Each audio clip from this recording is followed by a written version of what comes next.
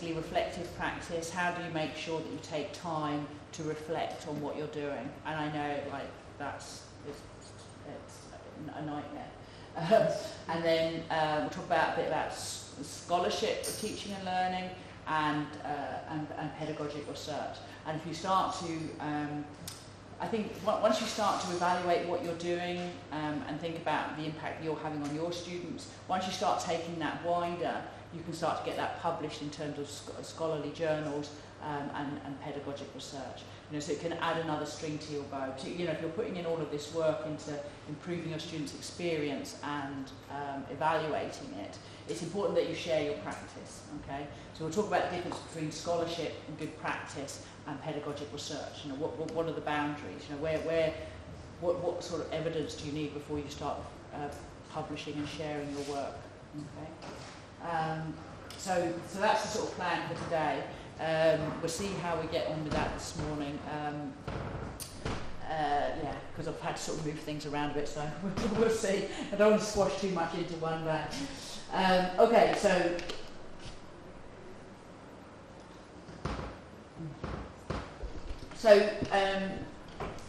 these are just sort of some quotes. I'm not going to kind of go through all the texty bits. All of these slides are going to be in the virtual learning environment. So if you want to refer, so I'm just putting them here so to, in your minds, you know where they are. And if you need to put references into your fellowship application, you can just sort of drag them out of here. So, but you know, we all know what evaluation is. Okay, you know, we can all probably think of a definition. Okay, so we're collecting information from a number of different sources, we're analysing it, interpreting it, and you can think about you're judging it against what. So this kind of goes back to some of those ideas we were talking about yesterday. What are we trying to measure? Is it how effective our teaching is? You know, is it how efficient it might be? Is it how much, you know, that the students really enjoyed it? Okay, so there's quite a lot of debate about, in the UK at the moment we have a thing called a National Student Survey. It's been going on, maybe about 5 or 10 years. But the top measure and the headline figure is student satisfaction. How satisfied were you with the course? Did it meet your expectations? Okay, and within the sort of pedagogy community or scholarship community, there's a lot of this, well, you know, asking someone if it met their expectations, we have no idea what their expectations were, you know. So my friend and I, who kind of do quite active learning workshops like I've done with you, it might not have met your expectations. Your expectations might have been to sit and listen to 6 hours of me lecturing. That might have been your expectation. So I haven't met your expectations at all because I haven't lectured to you very much at all. So, you know, it's that, so, you know, actually I kind of want to raise your expectations, not meet them. So it depends what you're trying to measure effectively. You know, so when you're thinking about what you're evaluating, you've got to think about, you know, what your overall aim is, what is it you're trying to achieve, and are the things you're measuring constitute measuring that, or, you know, are they just measuring what we call happy sheets? Was everybody happy? Did everybody have a good time? Yes. So I did a workshop in Pakistan, I think just before I came to last time to you, and it was in a really lovely hotel. And the people on the workshop had come from universities all over Pakistan, and they had a week in this very lovely hotel, and we met lots of new people, and we did lots of fun activities. And of course they were all really, you know, at the end of it, my satisfaction scores were all through the roof. They all had a great time, you know, it was great. But, you know, but what the important thing is, and I just did a survey with them now, like 5 months down the line, from what you learnt on that workshop, what are you doing now to change your practice? Okay, and to my mind, that's a much more important evaluation. You know, what have you changed now about your practice? What things have you implemented from the workshop directly? Give me examples of what you've done. You know, because when you know, immediately after the event, you're all happy and you've had a lovely week, and you know, you've met new friends, and that's great. Of course, you are happy. But what we want to do is change people's practice. So the same for yourselves. You know, you could deliver a really fun class, and I mean, everybody games the system. So when I used to do, we had to do teaching quality evaluations for our students. So I took my biggest class of 200 students, so I'd get lots of data in one go. I gave them a really fun class, you know, it was an absolute riot, they had a great time. Did the quality evaluation at that moment as they go out the door, and then hand that in and go, oh, I'm a great teacher, you know. I didn't do it the week when I was kind of plogging through, you know, bioinformatics databases, which is kind of really turgid, kind of, you know, boring subject. You know, I did it when we were talking about ethics and kind of having great debate. So, you know, you can game the system, but if you really want to reflect on your practice, you kind of have to be honest with yourself, you know. And I wouldn't disagree with you gaming the system if it's for your own personal evaluation in terms of promotion. And do you have appraisals of your performance in your universities? No. Okay, so many universities in the UK would have an appraisal system, and as part of that they would look at your student evaluation data. So if it's going into that, you kind of right, okay, game the system. But if it's for your own personal reflection, you really want to know what students think of you, then you have to have a bit more honest approach. So we can think about evaluation. You can think about it formatively and summatively, okay? So formatively, you know, is really same as we have formative and summative assessment. It's kind of that ongoing process, you know. So after each class, you're thinking, well, how did that go, and how am I going to change next time? But the summatively, you might think at the end, well, how you know, 95% of my students passed, or, you know, how did they proceed? If I was doing a preparatory module for another module, they went into that second module and they were very competent when they went into that, so I gave them good preparation. So you can sort of think about, you know, what's happening at the end of the process.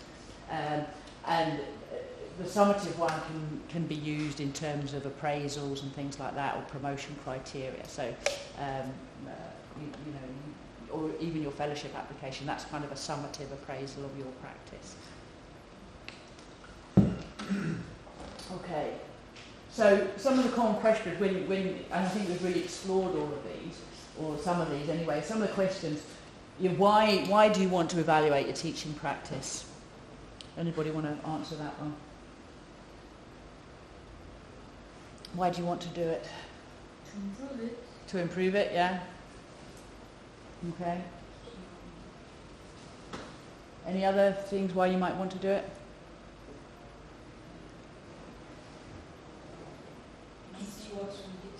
Yeah, yeah. Teach better. To teach better, yeah. Make changes necessary.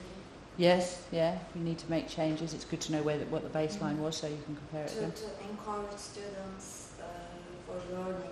Yeah. I mean, to improve their learning process. Mm-hmm, mm-hmm. And what about for you personally? How do you feel if you've done an evaluation process, whether it's internal, external, and that's kind of saying, yeah. Say that again. Self-satisfaction. Yeah, self-satisfaction. You know, you think, right, okay, yeah, I'm good. I'm a good teacher. I'm better than my peers. I'm the best. But no, but you know, it's important. We put an awful lot of time and energy into our teaching, and we're all, you know, very committed professionals. And it's nice to get that kind of, yeah, actually, I am doing a good job here.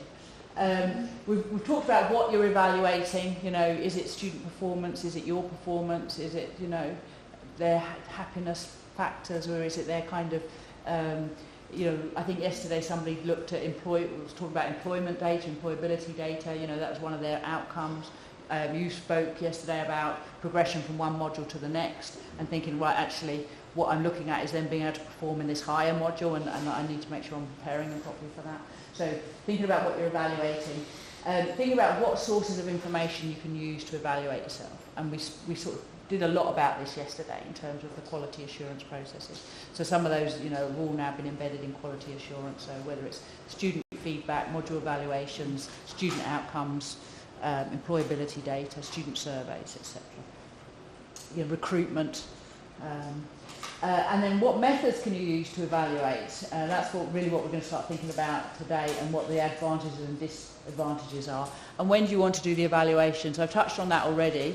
You know, sometimes you want to get feedback from the students. It's particularly, so like tomorrow you're going to do a micro-teach, you're going to try something very new, and you want to get immediate feedback to go, right, okay, yes, that's something I'm going to grow and embed into my practice. You know, there's no point me saying, you know, writing to you in 6 months' time and saying, oh, you know that thing you did, you know, back in September, you know, that was great, you should do more of that. And you're sitting there thinking, oh, God, I thought it was a disaster, I've never even looked at it. You know, it needs to be in the moment, doesn't it, that kind of feedback. But that kind of more sort of long-term progress, what was the impact on the employability of my students, that obviously is a time-limited thing. So when you want to do the evaluation is very much closely tied to what it is that you're trying to evaluate and when you're going to, when is the feedback going to be most effective. So again, this is stuff that we looked at yesterday, the sort of internal and external drivers for evaluation, and these really very closely related to the quality assurance processes, so I'm not going to go through all of those. But some of the internal drivers that we've already spoken about, self-improvement, so you all mentioned that one, improving your teaching and your students' learning. You want to know what worked and what didn't work. And I think we kind of have a gut feeling a lot of the time with different exercises and different things. Yes, that really engaged the group. That really kind of took them to a new place. Somebody spoke yesterday about when you tried the problem-based learning techniques, and you could immediately feel that the students were getting a much better grasp of the ideas. One of the feedback, I just had some feedback from one of the participants on my workshop from Pakistan, and she's just tried it with her students, and she was just writing to me saying, you know, how thrilled they were that she tried this technique, and the students had suddenly grasped the thing, and she tried 2 or 3 different ways to get this concept over, and now they've got it. So that's kind of a really positive thing. But wanting to know what works, you know, sometimes you try stuff and it just doesn't. You think, oh, this is a great thing, and it just doesn't click with students, and they don't get it, you know, or you're kind of overcomplicating things or what have you. So knowing what works is kind of a fundamental part of sort of action research and scholarship, so you can sort of build on that. And then the last one we talked about as well, helping your own productivity and satisfaction. So there's no point putting a huge amount of energy into designing a class that doesn't really achieve the goals that you're trying to get. You know, can you do it in a much better way that's more effective, doesn't take as much as your time, and the students get either the same or better learning outcomes. So it's kind of, you know, without evaluating, you don't really know that, so you can be wasting a lot of time. And then, of course, Quality Assurance Agency is the UK body, but you've got your own quality assurance processes, your internal department quality, if you're accredited by professional bodies. We spoke about all of those yesterday.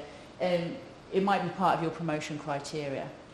So certainly a lot of UK universities now, you have to, depending on what you're going for, but if you're going for a senior position, you need to have senior fellowship of the HEA.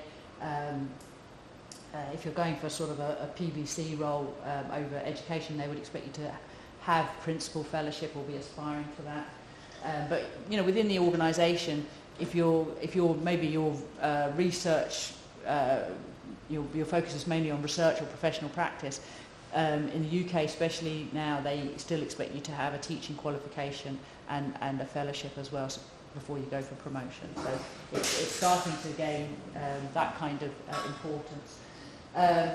But even you know, obviously fellowship is not a thing here, but you know, engaging in scholarship, sharing your practice, you're demonstrating your professional practice, which you can include in your promotion application. Your own personal reputation, you know, being known as a person who is a great teacher, go-to person. You know, if somebody else wanted to try problem-based learning, we'd say, all right, okay, go along here, speak to her, speak to him. He's been doing it, and that's nice. You know, that's nice being seen as an internal expert. And you know, I think that I probably said this quote to you before, but one of a woman I worked with who teaches maths to huge classes of 200 students, but she does loads of active learning and puts huge amounts of energy and work into her classes. And someone says to me, well, why do you bother doing that? And she says, I don't want to be in a class with 200 miserable people. And I'm like, well, that's as good a reason as any, you know, to make teaching fun and exciting and make them want to come and see you on a Monday morning, because it's better for all of you. I knew that was part of that. I actually tried to get batteries for my clicker, but which I didn't manage to get. So underpinning both of those is fellowship. Fellowship can be seen as an internal driver and can also be an external driver. You know, so that's just a kind of hint that that's an important part of it as well. So some common evaluation methods, okay? Observation of teaching, in-class surveys, online evaluation forms. I mean, those can be obviously of your students, but you can also evaluate your own practice. Informal questions and discussions with colleagues, external examination to evaluate, so you know, people coming in, and personal reflection. Just have a look at all of those for a moment and think about ones that you currently use and what you think the advantages and disadvantages of them might be. So just speak in pairs and discuss those for a few minutes. What do you currently use and what do you think the pros and cons are? So I'll give you a few minutes just to think about it.